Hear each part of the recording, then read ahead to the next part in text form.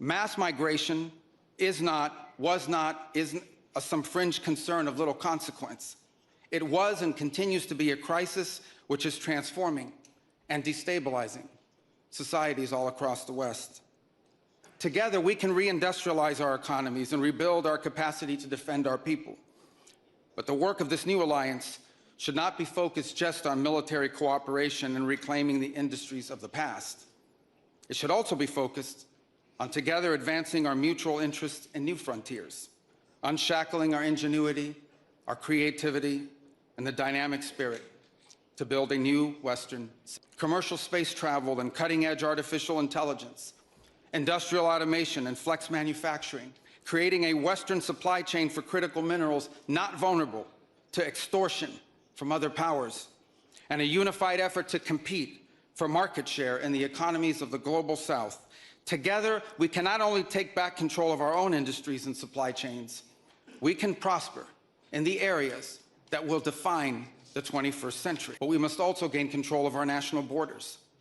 Controlling who and how many people enter our countries, this is not an expression of xenophobia. It is not hate. It is a fundamental act of national sovereignty. And the failure to do so is not just an abdication of one of our most basic duties owed to our people. It is an urgent threat to the fabric of our societies and the survival of our civilization. And finally, we can no longer place the so-called global order above the vital interests of our people and our nations. We do not need to abandon the system of international cooperation we authored, and we don't need to dismantle the global institutions of the old order that together we built. But these must be reformed. These must be rebuilt. For example, the United Nations still has tremendous potential to be a tool for good in the world, but we cannot ignore that today, on the most pressing matters before us, it has no answers and has played virtually no role. It could not solve the war in Gaza. Instead, it was American leadership that freed captives from barbarians and brought about a fragile truce. It has not solved the war in Ukraine.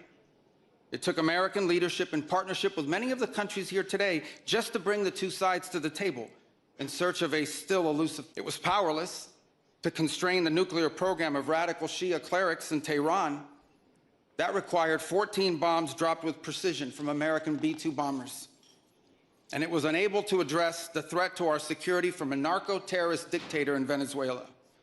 Instead, it took American special forces to bring this fugitive to justice.